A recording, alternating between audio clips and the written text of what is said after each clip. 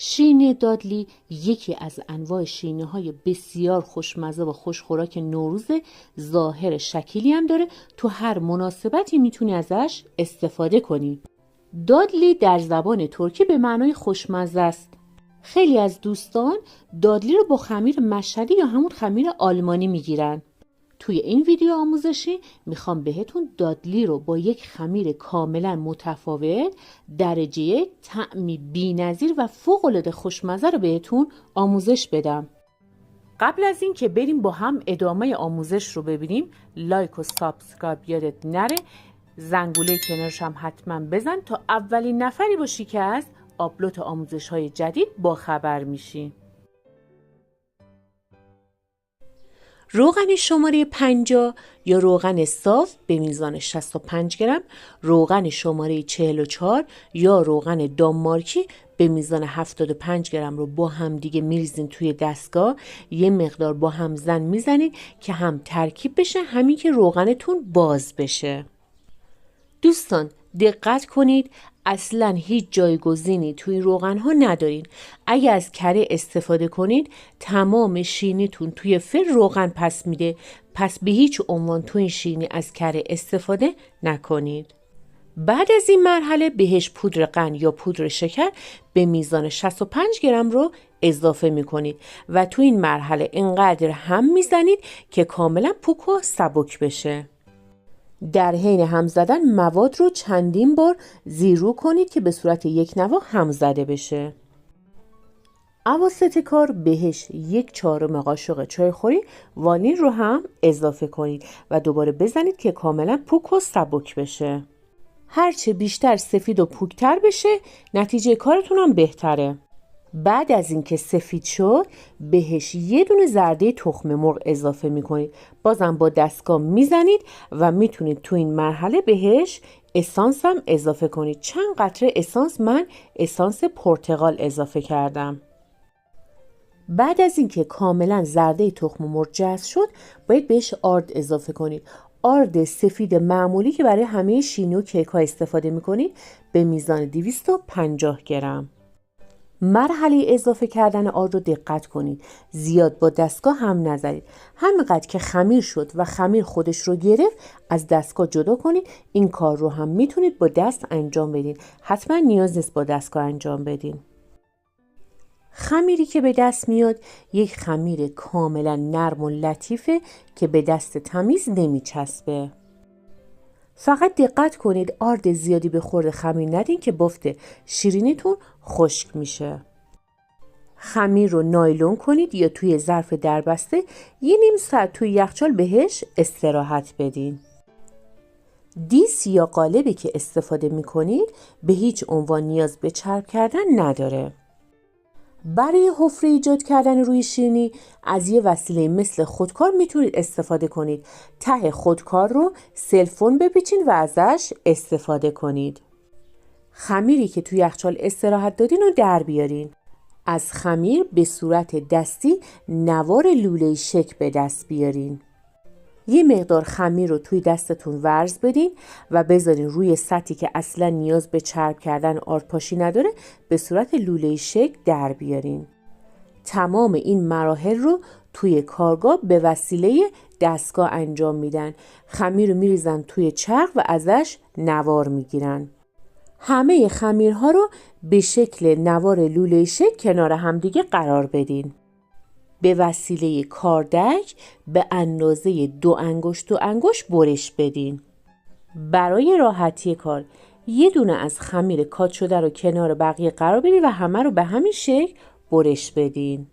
در واقع با این کار خواستیم تمام خمیر رو به یک اندازه تقسیم کرده باشیم. برای شکل دادن به خمیر 1 دونه از خمیرهای کات شده رو بردارین، توی دستتون یه مقدار ورز بدین و بعد بهش شکل بدین. توی دستتون دوباره گلوله کنید. اگه خمیرتون رو خوب ورز ندید و خوب گلوله نکنید بعد از پخت روی شیرینی ترک ایجاد میشه. پس این مرحله رو با دقت انجام بدین. هر شیرینی از اطرافش باید 2 انگشت فاصله داشته باشه. اینو دقت کنید. وقتی تمام خمیرها رو به این شکل توی دیس چیدین، باید وسط شیرینی ها رو حفره ایجاد کنید. اونم به وسیله ته خودکاری که سلفون کشیده شده. من به وسیله ابزار گلسازی این کار رو انجام دادم که تهش رو سلفون کشیدم. 2 انگشتتون رو روی شیرینی قرار بدین ولی فشار ندین و حفره رو ایجاد کنید. انگشتتون رو که میذارین به عنوان یه تکیه گاز که خمیرتون موقعی که دارین حفره ایجاد میکنید تکون نخوره و بلند نشه، حالتش هم خراب نشه. تمام خمیرها رو به همین شکل حفره ایجاد میکنید. با سرعت کم و از نزدیک این کار رو بهتون نشون دادم. بعد از اتمام این مرحله دیس شیرینی رو میبرین توی فری که از قبل گرم شده، دمای 160 درجه سانتیگراد، حدوداً بین 15 تا 18 دقیقه. بعد از 15 دقیقه چک کن ببین زیر شیرینی ها رنگ گرفته یا نه. اگر لازم بود دیس رو توی فر بچرخون تا به صورت یک نواخت پخت انجام بشه. تا زمانی که داغ هست بهش دست نزنید، اجازه بدید کاملا خنک بشه و بعد از دیس جدا کنید. نشانه پخت این شیرینی اینی که زیر شیرینی یه مقدار باید رنگ گرفته باشه. شیرینی های آماده شده رو میتونید هر موقع که دوست داشتین دیزاین کنید. سعی کردم انواع تزیین رو بهتون نشون بدم. اولین شکل به وسیله بریلو هستش. اگه بریلو خیلی سفود با یه مقدار آب سرد روونش کنید.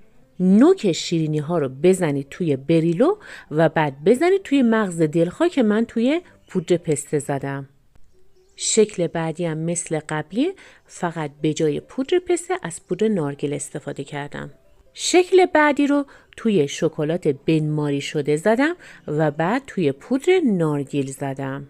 شکل بعدی که میبینید اومدم اول نوک شیرینی رو زدم توی شکلات شیری بنماری شده و روش رو خط شکلات سفید بنماری شده دادم. برای شکل بعدی به همین روش عمل کردم، فقط وقتی که خواستم خط شکلات سفید رو بدم طوری خط دادم که شطرنجی شکل بشه. برای شکل بعدی سر شیرینی رو زدم توی شکلات سفید بنماری شده و روش رو خط شکلات شیری رنگ دادم. توی این شکل بعد از اینکه سر شیرینی رو توی شکلات زدم روش رو خط شکلات به شکل دایره‌ای زدم. به صورت ساده هم میتونید توی شکلات بنماری بزنید و وسطش رو بعداً با مغزی پر کنید.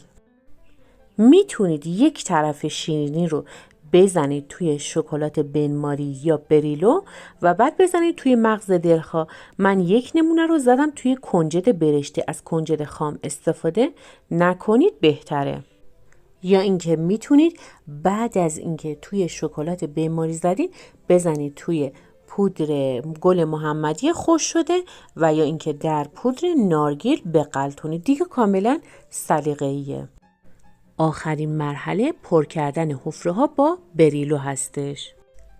بریلو قرمز باشه بهتره. حالا هر رنگی شما دوست داشتین میتونید استفاده کنید. فقط لطفاً از مارمالاد و مربا استفاده نکنید. هم ظاهرش قشنگ نمیشه، همین که زود خشک میشه.